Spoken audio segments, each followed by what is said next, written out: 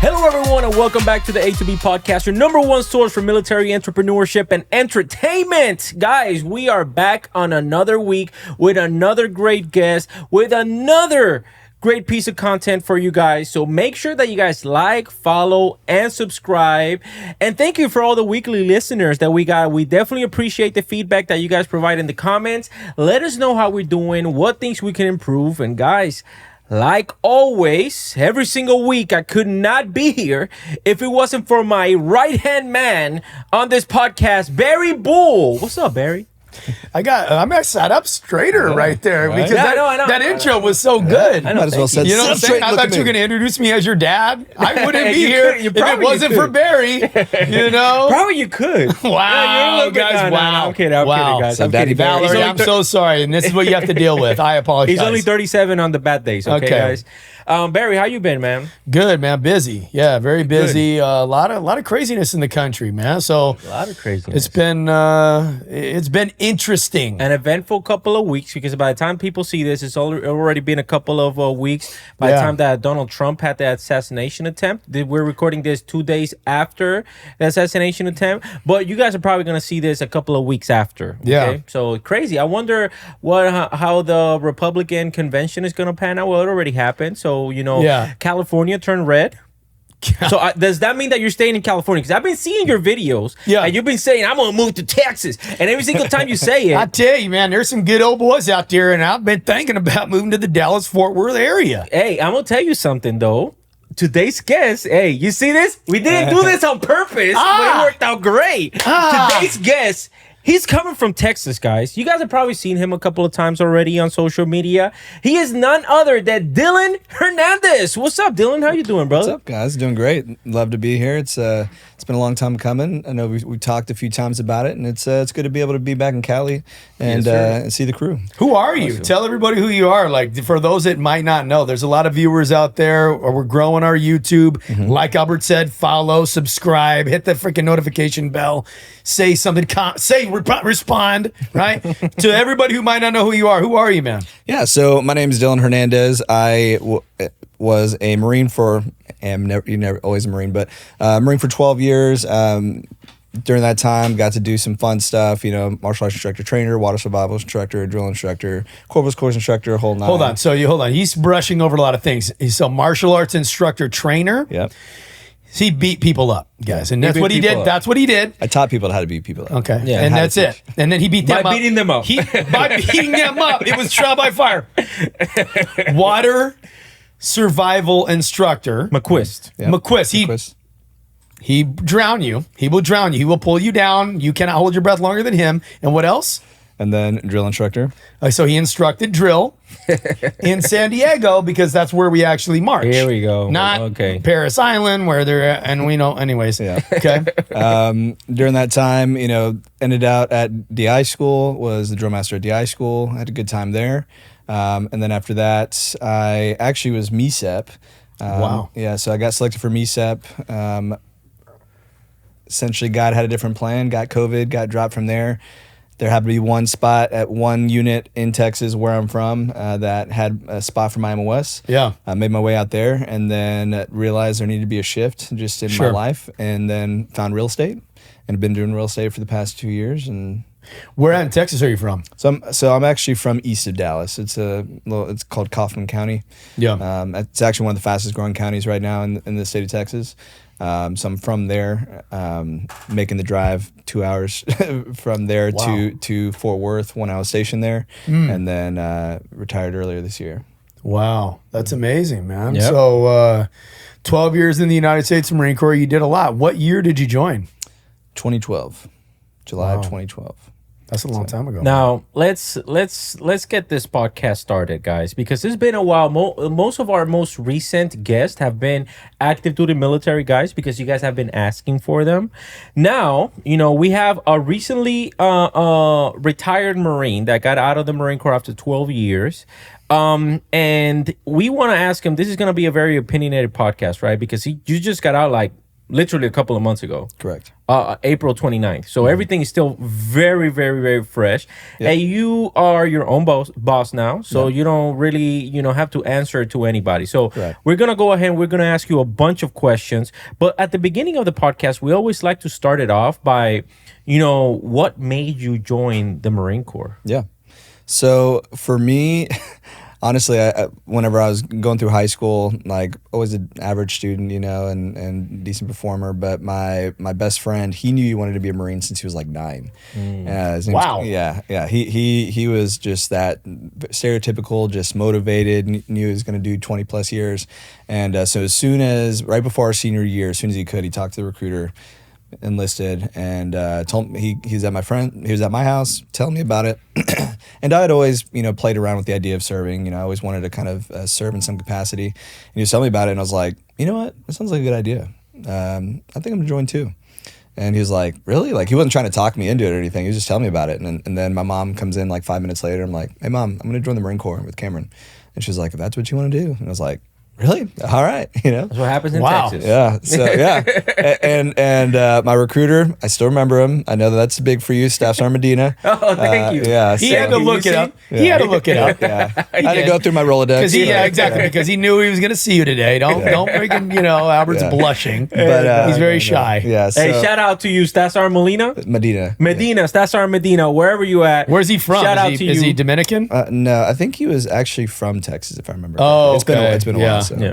But yeah, so I was probably his easiest,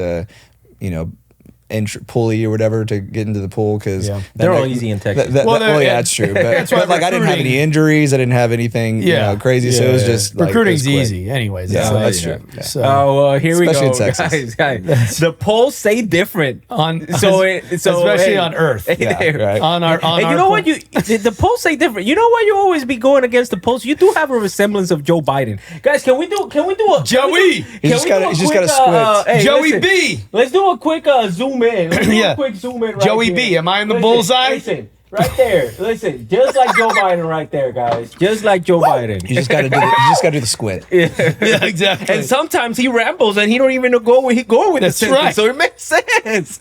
It makes sense. So okay. So you joined because your best friend joined. And then how long were you in the delayed entry program for? So you joined straight out of high school. Did you join when Right you were before still- it was actually before I graduated. So Okay. yeah. So I knew I wanted to serve in some capacity, and there was a great opportunity to start my adult life. And for me at the time, like I specifically remember my best friend, the recruiter asking us, what do you want? What's your goals in the Marine Corps? And he's like, I want to be a gunny. And I was like, what the hell is a gunny? I was like, I just want to serve, for 4 years and get out. And then, so what was the question though? The question was, I don't remember right now, but I know it's gonna come back to me. No, the question that essentially where I was trying to go with this was, what is it like? What made you join the Marine Corps? Straight out of high school? Because the question was like, do you join, after high school or right, as you were a senior? No, it was during my senior year, and so I was in the pool for almost a year, and then about 3 months after I graduated, went straight to boot camp. Okay, and MCRD San Diego. MCRD San Diego. I'm sorry for that. That's why the West Coast is the best, is because we got Texas. Yeah. Oh, well, exactly. true. I mean, I can guarantee it's gotta be a And good it doesn't matter. If you guys didn't know, I don't know what your experience was like. You cannot go anywhere in the Marine Corps. And you ask, who's from Texas? Yep. There's a lot. Yeah, right? The I mean, it's overwhelming crazy. majority. Yeah, there's a good chunk of Marines that do come from Texas. Okay, so how was that experience? And I'm not talking about, because obviously you have vast experience as a drill instructor. Sure. I'm talking about, recruit Hernandez. First of all, you definitely don't look like a Hernandez. So I got follow-on questions with that. Yep. You Whoa! were probably Cuban. No, but hey, what are you laughing? I'm just saying. Yeah. You probably either I get it a lot. Cuban. You Yeah. probably Yeah. what's your ethnicity from? So my grandparents, my abuelita's from Chihuahua, and then my grandfather. So Mexican. Yeah. Really? Yeah, I know. I know. You look I know at we the do type of have. Mexicans. Yeah. Listen, I've been to Albert Mexico. loves Mexican food. I've been to. I He do love loves Mexican it. food. I know no we more than do Puerto have some Rican from food. Spain, so that might be where the Yeah, Yeah. That's. I guess I gotta say, like you look like the guy that looks like la novelas and all that stuff. You know what I'm Wow. saying? Yeah, right. So Yeah. okay. So going back to the topic, how was that experience for Recruit Hernandez? Yeah. So I mean, a lot of it. So for me, I prepared as much as I could. You know, watching all the ears open, eyeballs. What does click, that you mean, know? prepare, though, for you? When you say prepare, what did you do? I mean, physically was the biggest thing because I knew at the end of the day, the experience at boot camp was going to be what it was. You know, it's going to be new to me regardless. So for me, physical was the big thing. You know, running, PT, and pull ups, all that stuff. Trying to make. Were sure there things that you were bad at that you were yeah. like, man, I really need what, like, running for sure? Okay. Yeah. And I've never been a runner. You like even, you played football in high school. I was actually a tennis player. Tennis player. Hello. Interesting. yeah. Very Yeah, interesting. I was Okay. I was a tennis player and a band nerd for a couple years. What too. instrument? The clarinet. Oh, okay. Wow. So not even a Pretty cool interesting. instrument. Yeah. Yeah. No, dude, you That can get a is good kinda contract cool, in the though. Marine Corps. Yeah. You can get a Yeah. good contract as a I wasn't that member. good. No, Oh. but yeah, as far as like the experience as a recruit, like I still remember receiving just because like those barracks were just horrible and like the head in there was just disgusting. And I just remember being like, is this how it's gonna be for like I didn't know like Sure. that's receiving, you know. So I remember getting there and I was like, there's no way like we're gonna be able to do this for 3 months. And then but then, you know, met our drill instructors and those first, you know, just as most people experience those first few weeks, I was like, I hate my What life. company? Hotel company. Okay. Tune 2,167. And what do you remember just that first day, you know, Black Friday sitting on the quarterdeck? Do you remember that? So I don't remember like the senior drill instructor speech or anything, but I do remember just like chaos like ensuing and just being like, what the hell just happened? You know, like what did I get myself into? Yeah. Because my J or platoon sergeant, as they say now, Sergeant Craddock, he was just the epitome of a drill instructor. Like he was awesome. But I just remember watching him and being like, damn, like what? Like we can't do anything wrong. We can't get away with anything, you know. And so it was definitely the shock and awe, you know, that you would expect of you know the F days and stuff. So. Yeah, because like I remember going through, you know, once you become a drill instructor, and now it's almost like, yeah, obviously your drill instructors are super intense Right. for every Marine. Right. But now that you're a drill instructor, how good were they really, right? Yep. And you made it all the way to DI school, which is I mean, who knows what are the odds of that? It's got to be less than 1% Right. of drill instructors, right? Yeah. They were good. Your drill instructors as a recruit, they were good. Or did you look back and go, okay, I had a similar he was a little Yeah, sugary. That's a great question. So my third hat was sugary, but he was okay. but- Well, what do you? I'm sorry to interrupt you, but what do you mean by sugar? Like he's a transplant from Paris Island. He Yeah. loves all recruits. He I loves set myself them. up for that one. He God loves damn them. it. No, God damn it. I'm sorry. Okay, no, it just means like if a drill instructor's sugar, he's a little softer than you want him to be. So like Yeah. a waddy. yeah, pretty much. Yeah. yes, Yeah. That's a great- yeah. just like that. Yeah. So my third hat, I wouldn't say he was, you know, waddy, because he was good at what he was doing. He was good at instructing and stuff like that. Sure. But like, you know, for a green belt, he was a little bit more lenient. My J was great. My senior was, he might as well have been a green belt at times. But I mean, he had a good on and off switch. My fourth hat though, he was definitely a waddy. It was his first cycle. We all knew it. I take that back. My first fourth hat, they actually had to cross deck him with another hat because he lost trust and confidence in the platoon. Wow. Yeah, like it's to the point where when they were coming in for the meeting one time, he was crossing deck, and they were like, "We miss you," you know. And What? Yes. Yeah. Wait, time out. The Time recruit out. said no, that. but The time recruit out. said Time out. that, yeah. Time out. Because I got something to say about here, and he's the only one that I can ask right now. Yeah. Do you feel, because we've talked about it plenty here in the podcast about the hat hazing that goes on, right? Either let's not call it hat hazing, right? Hat initiation, Training. hat training that training. happens, right? I need You the can't recruits sit to down. get trained, Albert. You can't sit down. You can't eat. You can't go into the freaking duty hut. Like all this bullshit that happens, right? Yeah. To wear the fourth hat or the newest drill instructor out. Yeah. Do you feel that that drill instructor would have been more effective if he would have had more support from his essentially his senior, his Right. J, and his third hat? Him specifically, no. Like, like especially after being a drill instructor and kind of seeing how it is. Like, there's just some people that, I Don't mean, get it. I would argue that just don't get it. In some capacity. Like, He's giving a very polished answer. Yeah. When were you on the drill field? What years? from 18 to 21. He was in Kilo Company, okay? These guys in Kilo in that time were insane. Okay? He's given a real politically correct answer. They were crushing each other over there. And he knows it, and everybody out there knows it. If you're a recruit or a drill instructor, Kilo Company, anywhere close to those years, he was slaying new hats. And Dylan's not saying it, but he was slaying them. I didn't say hazed. I did not say hazed. I didn't have them do anything either that I haven't done or I wasn't willing to do with them.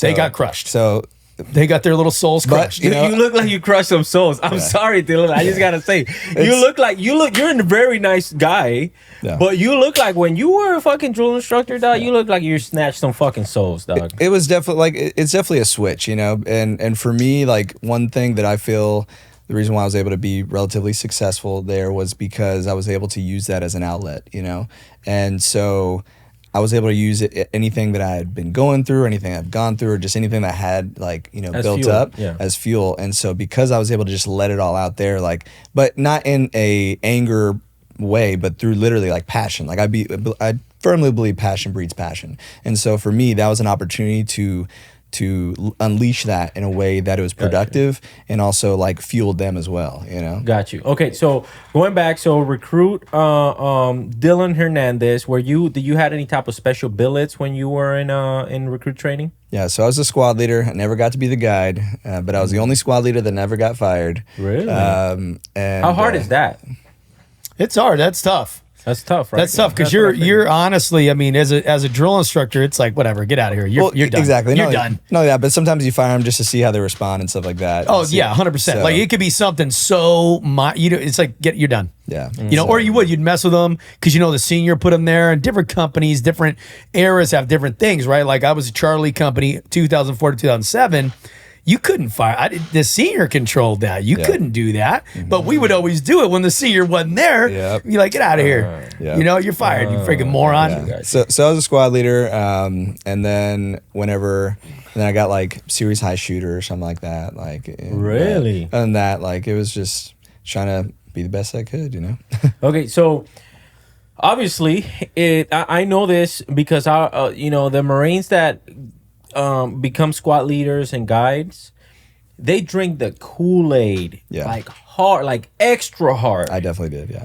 Okay, so Get online, recruits. How was that transition for you going into the remainder of your career? More specifically, MCT and MOS school. Did it help you out? Did it not help you out?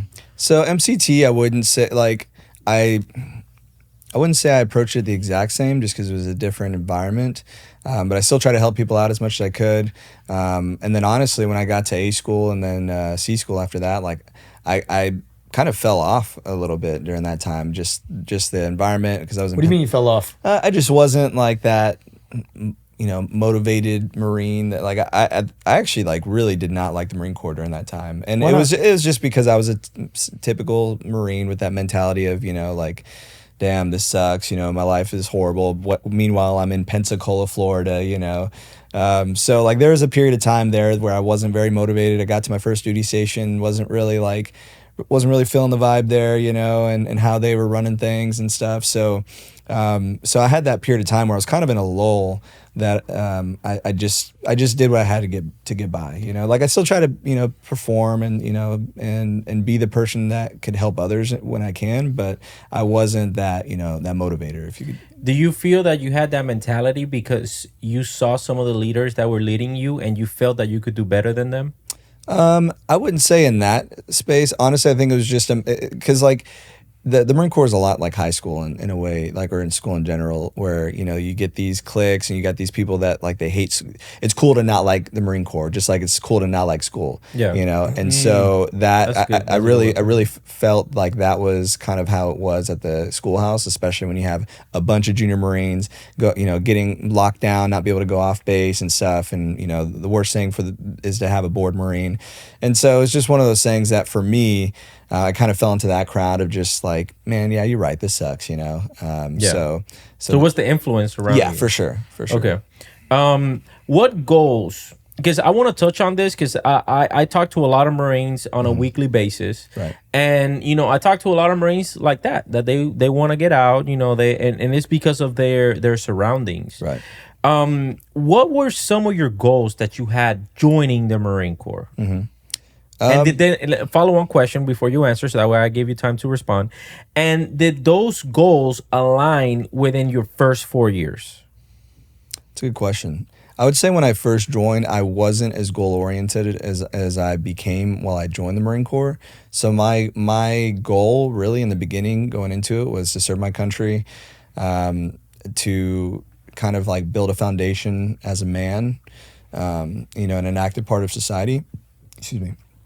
And just do the best I could, So I would say I accomplished those and pretty quickly, for the most part, and just because that's just the nature of joining the military. Like if you do it right, So. Yeah, and the reason why I say this, and the reason why I asked that question to Dylan is because, like I said, I talk to a lot of people on a weekly basis, and one of the most common things that I always see people when I ask them, because I go recruiting mode, I put my recruiting hat on, right? Even though the Marine Corps not paying me for that, but that's okay because I do it for I do it for the people, for the Marines. I don't do it for the actual institution.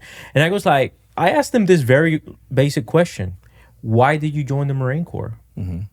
And about 95% of them stay in the Marine Corps not for the reason that they originally joined. Yeah. That they originally joined the Marine Corps. I 100% believe, and this is something that I am a firm believer that a lot of military members at this point stay in for reasons outside of like just service to their country. It's more like lack of foundation financially, lack of forward perspective of what they're going to do. They're just like, well, I just don't even know what I'm going to do, so I might as well just stay.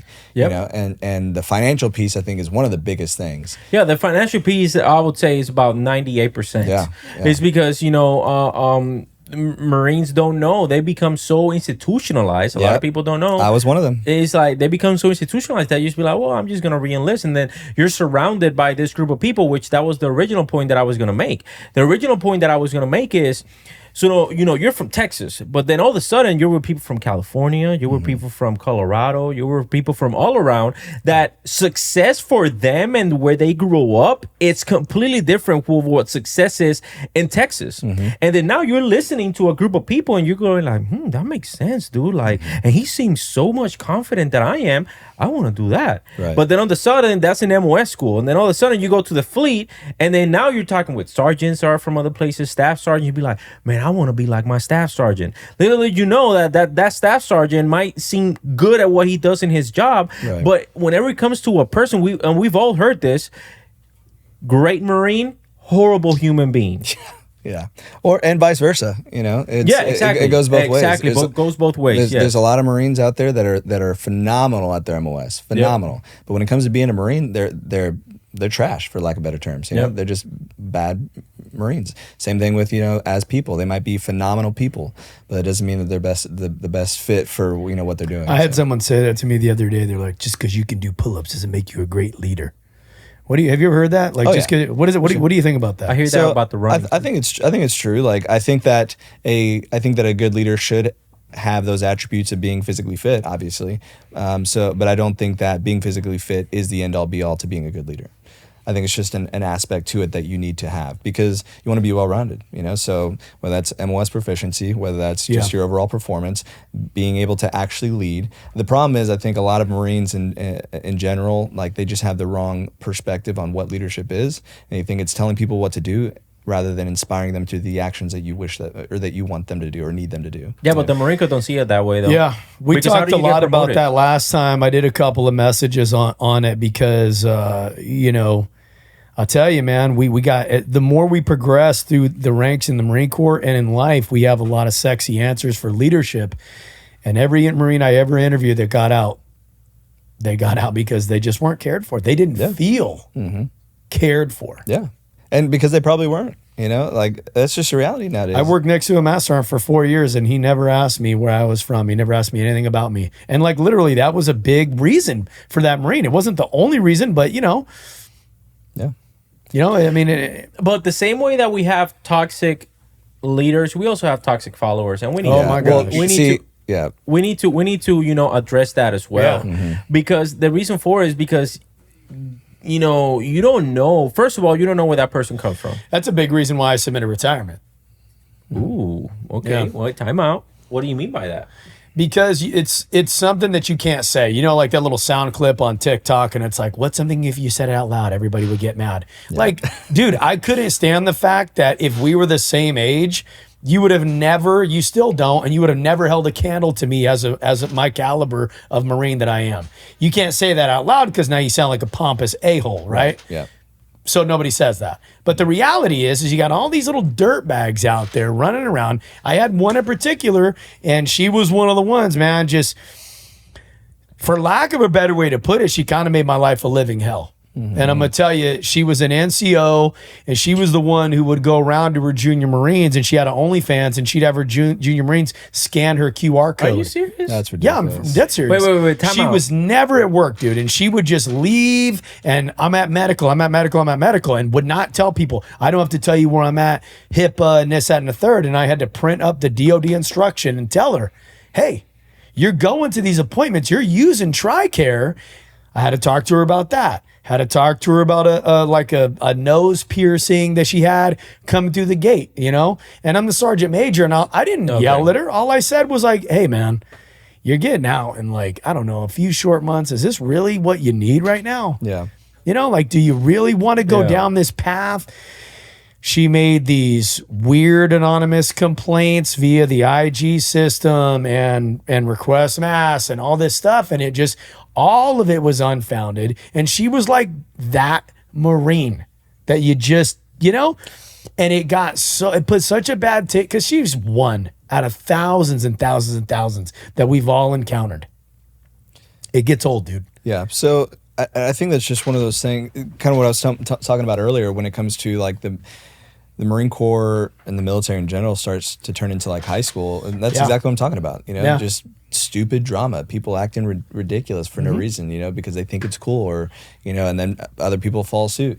And and I'm glad that you said that as far as like toxic leadership, their toxic followership, whatever, being just as bad because that's something that we don't address. Like we address all the toxic leaders out there, but when you really ask those people the questions of like, okay, what were they doing?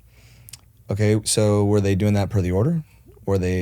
If you did what they were trying to do, would that make you better as a Marine? And you start asking the questions instead of just telling them, well, they're doing this, that, and the other. They're not gonna. That's just gonna go in through one ear and not the other. But when you start asking questions, and I wish I would have been in the sales capacity I am now when I was in the Marine Corps, because I would have been able to do that a lot better and just ask questions, because then they start to self-discover and they realize, damn, they're not a toxic leader. They're just trying to do their job. 100%. Yeah, but the crazy part, right? That I notice, it's like, bro, people are in the Marine Corps where our job is to mitigate conflict through violence. People are so scared of confrontation, verbal confrontation. Yep. And that's what I think that's where it all starts. Is because toxic followers, they get educated on all of these areas. Request mass, what's another? IG complaints, all of this stuff. It's like, bro, if you don't like what somebody did, how about you start by talking to that individual? Yeah. It's funny because the informal resolution system, that's what it is. Yeah. I That's actually, a real thing. I experienced that early on in my career when I was still a Lance Corporal. I was pretty new to the fleet. At that time, I was wanting to get into bodybuilding and stuff like that on my own time. And so I'd bring my meals with me and eat my meals to the side. Yep. And I had a sergeant come to me and he's like, what are you doing? And I'm like, I'm just eating my meal real quick, Sergeant. I'm about to get back out there and, knock out whatever I'm doing. He was like, this isn't chow time. Like, get back out there and work. And I was like, I understand, Sergeant, but respectfully, we've also got Marines out there that have been on 10 smoke breaks since 8 o'clock, and it's 9 o'clock. So I think that this is a better use of my time than going out there and shooting the shit in the smoke pit. Ooh, that's a good one right there. And like I said, I wasn't rudely, like just matter of factly, and after I said that, but after I said what I had to say, he stopped. Thankfully, I had a decent, leader there, and he stopped and he was like, you know what, you're right, carry on. And it's all about how you approach things. The problem is most people are quick to get angry because it's either one, they're insecure, or two, they don't know how to communicate. Well, yeah, they feel challenged. Yeah, they feel challenged, and a lot of people, their natural tendency is to fight back instead of just having a conversation about it and being just because the thing is the one thing that I've learned, I took this from Alex Ramosi, and I love it, and is when you seek to understand, it's impossible to hate. You can't understand someone and also hate them. You know what I'm saying? And that's hard to really not epitomize, but actually put into action, because there's a lot of times where you're you don't want to like someone, and that's okay. You cannot like them. Yeah. But when you seek to understand, it really changes your perspective, and it allows you to actually avoid. And it's hard to talk about these things because the vast majority of the military didn't make it to your level. Mm-hmm. I mean, they just didn't, mm-hmm. And that's the numbers. And so it's every time I would sit down and talk with them, I'd say easily 99% of the time, I'm being micromanaged. And it's through questions and being inquisitive, I would discover with that individual, your leader was just following up with you because you weren't communicating with them about a deadline that was coming up. And they got their butt on the hot seat just like you do. Right. Right. And they're just trying to follow up, and you're calling it micromanagement. Now we got to sit here and have it because you're so hurt by this. Yeah. Yep. How could they? On this specific topic, right? On this specific topic, I feel that you, Barry, are the number one epitome. I would say probably for the Marine Corps for sure, but probably in all the military. Because, dude, there's so many people that don't even give you a chance, and they just attack you in the comments by them simply not understanding. It was happening today. But why is that? I'm going to ask you a question. Why is that? Exactly. Thank you. What do you mean by that? That's the same question. It's because they want to hate somebody. Yeah. They want to hate him because of his position. Yeah. Because people don't know that he abused his position. Mm-hmm. You're right. There's a lot of people out there that when they're honest, there have been many people that have been honest with me. I just don't like people that were in your position. I've never met them. They've never met me. Yeah. Right. And it's this huge projection of of course. their whatever they experienced onto me. I'm like, I'm not trying to put that on me. I got my own problem. And that's a toxic follower. Look, man. Well, there it is. Toxic follower. That's also something that just is natural for most people, is to, based off of the experiences that they've had in life, they tend to project things versus trying to get to the bottom of things of why am I getting so pissed off about this? Why am I why am I having this reaction to X, Y, or Z? Yeah, exactly. Yeah, it's hard. I think being that inquisitive type person asking the questions is important, because it's like Dave Chappelle said, you might not play for the team, but you're wearing the uniform. Yeah. Well, if you look like a sergeant major, you are one, you walk in, excuse me, people are going to be hitting you up on that level. Yeah. For whatever they dealt with, which was probably statistically one, maybe two in one enlistment. And that's a problem that people generalize. They do. They had a bad experience with a staff NCO, and then now they look at all staff NCOs. But everyone is really guilty. I don't think this is something that's in the military. I think that this is, because we can say the same thing about, whenever, you have a relationship. Oh, well, one Latina hurt me. All Latinas are toxic. That's not really the case. Whoa. That's only if you're from Venezuela, Colombia. I'm kidding, guys. Wow. I'm kidding. No, but essentially that's what happens. People tend to generalize a lot. It's oh well, all Lance Corporals are broke. Bro, I've had Lance Corporals, and we can talk about this more. I've had Lance Corporals that are better qualified to buy a home than a staff sergeant. 100%, dude. Yeah. People do it with California. Oh, you're from California? It's dude, there's a lot of rednecks out here, bro. Yeah. We call it the tweeners. Everybody in between these big cities. Yep. Dude, they're super redneck, bro. I grew up in the Central Valley. Yeah. That's where all the agriculture comes from. They're cowboys out there, dude. Yeah. And Dylan, trying to move the conversation along. I think we talked about this. I get feedback daily. I have a follower. He's not toxic. He's a really sweet guy. Retired Mass Sergeant. He hits me up after he watches every single podcast. Really? Every single podcast. He hits me up and he gives me like in detail. Yeah. I didn't like minute 57 of this podcast because, or you guys did really great. And then he gives me some very honest feedback. Really? Right? It's a difference between having constructive feedback versus just like unreasonable criticism. Yeah. So he gives me some really good feedback. And one of the feedbacks that he gives me is like, man, I felt like the guest wanted to say more, but you guys kept interrupting him. Right. Yeah. I think we talked a little bit, I think we gave this session enough time. I want to move the conversation on. You said something about A school and B school or C A school? school, C school, yeah. Okay, so what is that specifically? Yeah, so like for my MOS, like you didn't just have one MOS school. Like you had your initial school, which is A school, where for me at the time, they don't do this anymore, but you got your designation of if you're going to be on the electrical side or the mechanical side. Okay.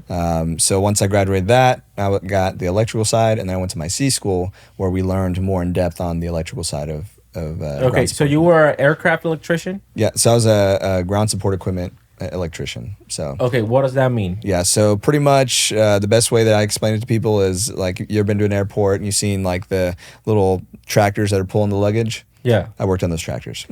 Oh, so like okay, those kind of okay. things, like the air AC units that kept the AC going while they're stopped, and generators and stuff like that. That's what I worked on. Oh, okay, got you. Now, do you need a high ASVAB score in order for you to do that? Honestly, I don't know what the ASVAB score was for it. I know I got like an 89 or something on the ASVAB. So like, for me, whenever they're like, yeah, you can pretty much choose what you want, and I was like, I want to work on aircraft. And so because that was like my dad. My dad did like he didn't. I wish I would have known more on like Intel and stuff like that. Like I probably would have done something on that side of things, but. I told him I wanted to be working aircraft. My recruiter said, "Yep, got just the job for you." Put me on as an aviation option. Mm-hmm. I didn't know that just meant essentially open contract. Open in the aviation contract in the aviation field. Yeah. And so I got to MOS school, and they're It's like, a good place to be open contract, though. Yeah, but at the same time, when you're expecting to be working on like fighter jets and stuff, and then they're like, yeah, you're gonna be working on this generator. Yeah, GSE's tough. Nobody requests to be GSE. Like it's just one of those things. Like I would assume all of them think. I'll tell you what, though, anytime I went down to GSE, you better bring a couple friends. Yeah, for freaking damn sure. Yeah. Because they're in there doing what they're like. You go in there, you better have some homies with you. Yeah. You get jumped real quick. Why? Well, dude, when I was in Cherry Point, we were pretty rough. Was that your first duty station? It was my first duty station. Okay. Yeah. So yeah, it was just one of those like.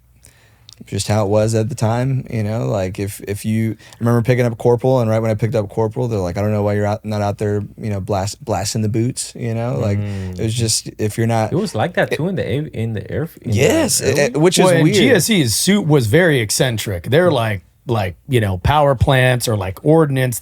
You have these divisions, which a division is like. It's definitely not a company size, but it's way bigger than a platoon. Yeah, way bigger. Yeah. And so like, yeah, it was not the greatest, environment when I was there. Just a lot of nonsense, which came with the job, but that's also where I learned, be the changer you want to be. And like all you can do is control the controllables, and that's your own actions, What was your outlet? Because obviously, and this is another thing that I very recently had, a lot of Marines. Mm-hmm. It's like, their job sucks. Mm-hmm. They either hate the Marine Corps or they don't necessarily like or dislike the Marine Corps. They're okay with the job that they're doing, but they really hate being around work. Yeah. And not necessarily for the work, but for the people that they have to do they have to do it with. Yeah. So what was your outlet when you were in that position? So for me, I hated the job, but I didn't mind the people there. And so for me, I found McMap, and that was actually one of the things that really like piqued my interest in the Marine Corps. When my buddy was talking about it, was like, they teach you martial arts and how to, fight people and stuff. And so I really enjoyed McMap early on, and started just doing doing that every opportunity I got. I got my black belt as a lance corporal, and Which you can't do that anymore. You can't. no, you can't. And like technically, I wasn't supposed to be able to then. And I still remember. Now he's Gunny Gonzalez. Yeah. But at the time, Sergeant Gonzalez, when I was in Japan for the MEU, he was just like, because I was wanting to go for my black belt, and he was like, okay, well, what are you going to do when you pick up corporal? Because he's looking at the long term, which I respected. And I was like, well, I'm going to come in MEI. He was like, okay, you know. He was like, well, what about when you pick up sergeant? And I was like, I'm going to be a MEIT. And he was like, all right, well, if you actually do that, then I'll you know, belt you up for your black belt. Yeah, it was way easier back then to get a waiver for that than it is now. It won't happen now. Yeah, I don't think it can happen now. Yeah, I don't think it can happen now. But yeah, so McMap was my outlet for sure. Okay, so McMap was your outlet as a lance corporal. Did you do any deployments out of Cherry Point? Yeah, so I did 2 31st MEUs back to back when I was there. 31st? Yeah. You can do 31st? Out of the East Coast? I didn't know that. Yeah. Yeah. To Japan, right? Yeah, so we fly to Japan, and then from there you do your rotations on the ship. So okay. I thought 31st was only out of here, out of Camp Pendleton. No. Oh wow. Okay, I learned something new today. That's crazy. So I did 2 31st MEUs back to back there. So I was gone for a year, and then came back for maybe 10 months, and then went to Turkey. Did my third deployment in Turkey. Okay, how was that? It was interesting. So I was actually there when the military tried to overthrow the government and throw a coup. Oh, so that was interesting. It was definitely way more dramatized on the news as it always is, you know, because my wife just, you know, she's not able to get in contact with me, but she just sees, you know, U.S. military held hostage in Turkey. Because they shut down our electricity and, you know, supplies and stuff like that. So we couldn't do any, you know, ops or anything. So we're pretty much sitting ducks. And like I just remember the duty like coming in my room and shaking me like, hey, you good? I'm like, yeah, why? What's up? And this guy was always a jokester, you know, and he was like, oh, they're just, you know, trying to overthrow the government here, and I got to get accountability of everybody. And I was like, get the hell out of here, you know, whatever. And he's like, no, dude, I'm being serious. And I was like, well, what are we doing tomorrow? And he was like, I don't know. Like they just said to stay in place until, you know, we get further word. I was like, oh, okay, you know. So yeah. That's usually how it goes down. People think sirens go off and bells and whistles, and it's like the fire watch is like, hey, dog. Yeah, you know what's going on. Got the moonbeam in your eyes. Yeah. Okay, so that was your first duty station. Obviously, you had a crossroads. So you are at this point. You're what, corporal or sergeant? So Hernandez? I picked up meritorious sergeant on that third deployment. Okay, so nice. you are, and that was your first enlistment. First enlistment. Yeah. Okay. By this point, obviously, if you're meritorious, do you like it at this point? Or? Yeah. So I met his name's at the time Gunner Sergeant Doherty, Michael Doherty, really good friend of mine still, who kind of took me under his wing when I was in Cherry Point and kind of showed me a different perspective, you know, because he showed me the staff NCO perspective, and you know, we started working out together. He was in bodybuilding, I wanted to get in bodybuilding, and so I started to really get more motivated about the Marine Corps and what I did, and you know, and so that I went on the 31st MEUs, really enjoyed that, had a great time, tried to go on the meritorious boards there, but I was with, you know, I was just attached to the units that I was out there with, so they didn't want me to get their allocations. Of course. So came back, picked up corporal, and then corpus course, MEI course, and then went to that third deployment. So go ahead. Well, I was going to ask, what do you feel like was some of your keys to success for becoming what would you say to be, hey, if you want to be a meritorious sergeant, you should have these things? Yeah, so I think everything's really easily measured in the military. I mean, good on the physical side, you know, at least decent on the green on your MOS side. You should aim to be good, have all the qualifications you need on that side, and just be well rounded, you know, and then have a good history of top performance. You know, like it's just one of those things when you're not afraid to volunteer for things, you're not afraid to go out there and put yourself out there and do the things that people don't want to do. It's you stick out very easily. Did you become a better runner and all that at that point, like from when you first joined to the time you're a corporal looking to be a meritorious sergeant? Like what improvements physically had you made? Honestly, like my running was always average. Like I was never a 300 PFTer. Well, what do you call average though? Like 23-minute run time, 24. Okay. Like it was nothing impressive by any means. But, I got my, McMap. I was at the top I could be in everything. So first class, expert rifle, expert pistol, black belt McMap. So like everything that I could, because I recognized early on it's a point system, and so if you max out the points, like you're already ahead of the game, and then from there it's just knowing your knowledge. And so I mean it was really I learned really early on that it's all about just finding the leading measures, and you'll achieve the lagging measures. I like that. Okay, so you go through A school, you go through C school. What was it like? What was your first unit? You said it was Cherry Point? Yep. What do you recall about that? Was that a good experience, or did you show up and you freaking it was, what was that like? Yeah, I showed up, was not a fan. I mean, it's humid as hell, like hot as hell, just doing stupid, like when you go there, just like any other MOS where they're like, get the exhaust sample and, just stupid stuff like that, So, but like, go get some... What's that? Is there such a thing? I don't know.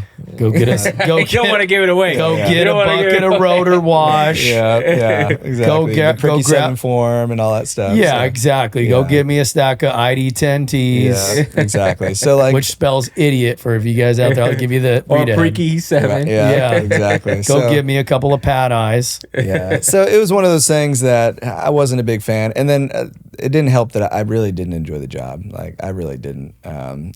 So because of that, I wasn't the greatest at it. Like I got my CDI, I did what I needed to, but it was not anything that I showed up to work like I'm excited to do these maps, So so that I think also is why I found McMap and other things to like have an outlet to something that I enjoyed and could give back. So you really enjoyed being a Marine? Yeah. But do you think it made you feel like more of a Marine to add those other things to your book? Or did you feel kind of like, man, this job is just not really, I would say both. Like I felt more involved as a Marine and well-rounded by going and doing those other things, and it also kind of allowed me the opportunity to kind of just forget about the job for a minute, do this other thing, and not only that, but I also saw very early on, because at that duty station I saw a lot of sergeants that were at like 7, 8, 12, 13 years that were sergeants or staff sergeants retiring after 20. But when I started to look at the common denominator, I realized like all they had was MOS proficiency. And, it kind of showed me, I was like, well, I don't want to be a staff sergeant. Were they like dirtbags everywhere else? Not horrible. Like they weren't a top performer by any means. But like, one of them, he got out after I think 14 years as a sergeant. Damn. Never got NJP, never, anything like that. He was like a green belt McMap, average PFTs, average everything else. So like he was great at his job. He was a phenomenal sergeant when it came to the job. But outside of that, he was just kind of, just basic. Yeah. Okay, so you did your first enlistment. You're over here in Cherry Point. You did 2 deployments during that first enlistment, or all 3? All 3. Okay, so you did all 3 deployments, and you've deployed 3 times total. Yeah. Got it. So first 2, like you said, were the UDPs. So for those of you guys that don't know, that's basically taking a plane over to Okinawa, Japan, and then you hop on the 31st MEU from there, which is not like a gimme, is it? No, it's funny you say that, because my staff NCO came to me and then another junior Marine at the time, and he was like, hey, we got this spot for the 31st MEU. Which one of y'all wants to go on? And he's like, oh, Gunner Sergeant, I'll do this, I'll get this done, I'll do that. And I just listened, and he got done with what he was saying, and I was like, Gunner Sergeant, all I'll say is I didn't need the incentive of a deployment to get all that done already.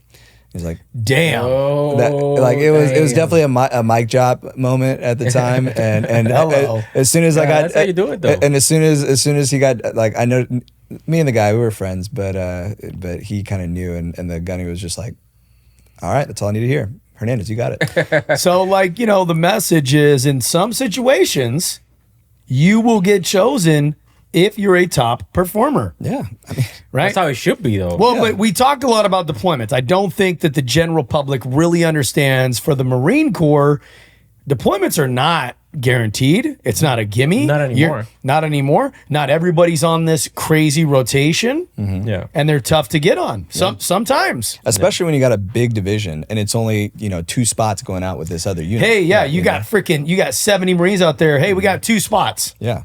So it's definitely one of those things. And I think that goes with anything that you do. Like the more diverse you are, the more that you put yourself out there and the more that you make yourself a dependable and reliable individual, people are going to recognize that and you're going to be afforded opportunities that others aren't. Okay, so on your second tour, that's when you became a drill instructor. Correct.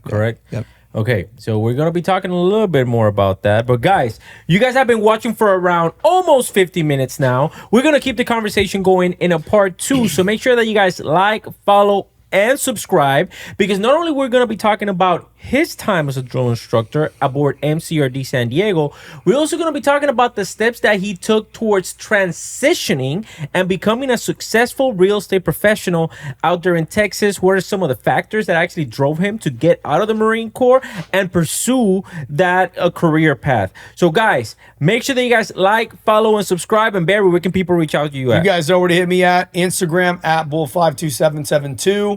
TikTok at bull52772. I mess up the Instagram at bull5277. I don't even know my own Instagram. Hit the link in the bio. Schedule a call. The call is free. The change will last you a lifetime. I tell you, it's the Biden vibes that he keeps giving me for some reason. Dylan, where can people reach out to you at? You can find me at Instagram at @the_Dylan Hernandez. On Facebook, Dylan Hernandez Realtor. If you just Google Dylan Hernandez Realtor, you should find any of my social media platforms, and I'll also drop it in the comments below as well. Awesome, guys. You guys know where to find me. Go to the link in my bio. Go ahead, schedule that consultation. Let's come up with a good, solid strategy, because those strategies is what keeps this podcast going. I will see you guys in the next one.